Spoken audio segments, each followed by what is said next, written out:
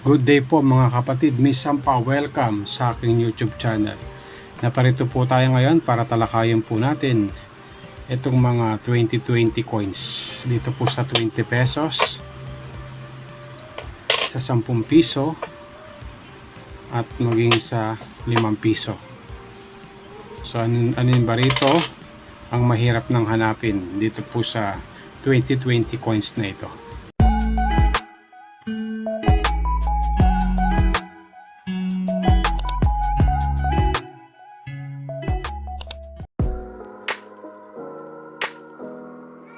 Welcome back po mga kapatid. Nagpapasalamat po ako sa patuloy na pagsubaybay nyo sa aking YouTube channel. No? Marami po tayo natututunan sa mga barya na ating tinatalakay. No?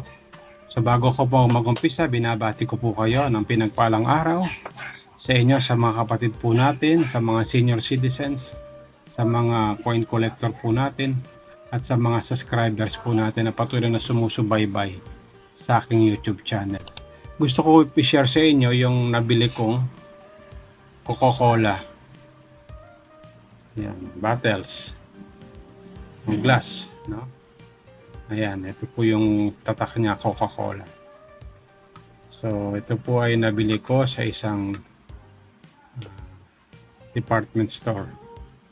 Ayan, ito po yung sa ilalim niya, Coca-Cola. Ito po yung magandang collectionin na aking kinokolekt. Yan. Dalawang klase po siya, no? Ito naman po yung isang Coca-Cola. Our is ice cold.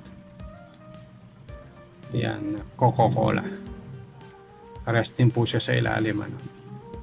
Sa magandang collection na aking kinokolekt dito po sa mga baso o mga glass. Ayan. So dumako po tayo sa mga coins na aking tinatalakay dito po sa 2020. Unahin po natin ito pong 20 pesos.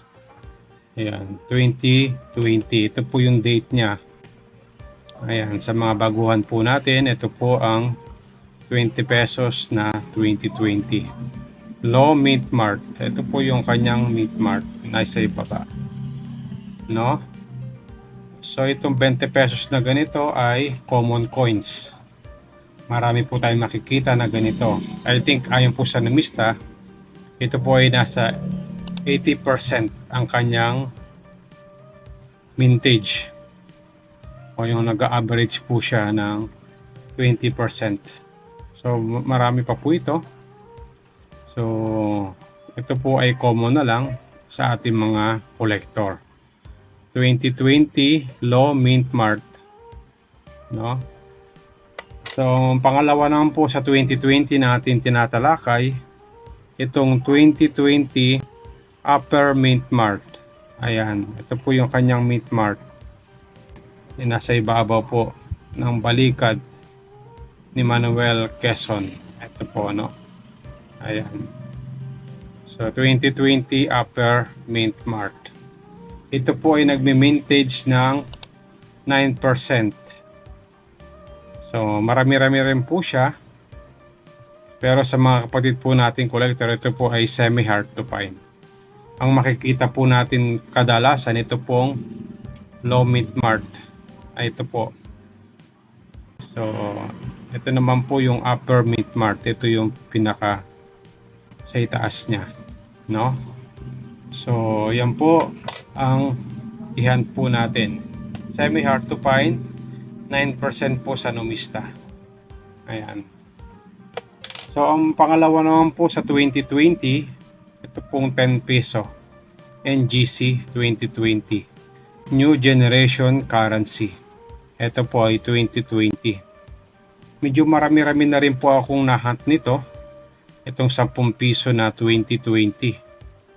Ayon po sa numista, ito po ay nagme-mintage ng 5%. Kaya siya po ay semi-hard to find. Nagpapalit po ako ng barya at ito po ang aking nakita. 2020. 5 piraso. Ayan. Puro 2020. Ayan. Kaya Baka pagdating ng panahon, ito po ay maging common na lang. Itong 2020 NGC 10 pesos. Ayan, 5 piraso.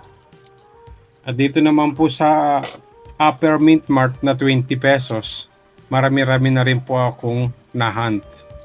2, 4, 6, di bali 6. 6 na 2020 Upper Mint Mart. Ayan. Ito po ay puro Upper Mint Mart. Ayan, nakikita nyo po, no? Sa balikat ni Dr. Jose Rizal. Kaya ito po ay semi-hard to find na lang. Kaya wala na po itong ganong value sa mga kapatid po natin kolektor. Kasi marami po ang kanyang nilabas. Kaya hindi po sa 2020 sa 10 piso. So semi-hard to find siya, pero wala pa po siyang value sa ngayon dahil hindi natin alam, baka lumabas pa po ang tunay na mintage niyan pagka nagpasa na po yung mga kapatid po natin, mga numismatis. Ito naman pong 5 piso na 2020. Ayan. Ito po ay semi-hard to find na rin, no? Ayon po sa numista, ito po ay nagme-mintage ng 1.4. Ayan. Medyo mahirap-hirap na pa po siyang hanapin kasi nasa 1.4. Pero hindi po tayo magmamadali na ito po ay gawing hard to find o semi-hard to find kasi baka dumami pa po ang lumabas nitong 2020. Tinalakay ko na rin po itong mga barya na ito at ito po hindi ko binibili. Tinalakay ko lang po para sa mga baguhan po natin na nagtatanong kung meron bang halaga itong mga coins na ito na 2020, no? So karamihan po yan ay 2020.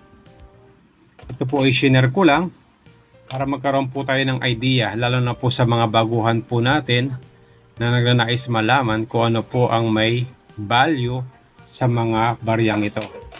Inuulit ko, ang mga may value po at may mataas na halaga sa mga coins na ito ay yung mga error coins.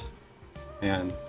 Yung mga double print, mga rotated die error na ganito, at yung mga clip tangent, no? Ayan, double print, rotated die error na ganito, at yung mga clip tangent. Ayan. Ito po yung mga may mga value sa mga coins po natin. So maraming salamat po sa inyong pagsubaybay sa aking YouTube channel. Kung meron po tayo natutunan, please like and subscribe sa aking YouTube channel. Ang dalangin ko, ingatan, pagpalain po tayo ng ating Panginoon.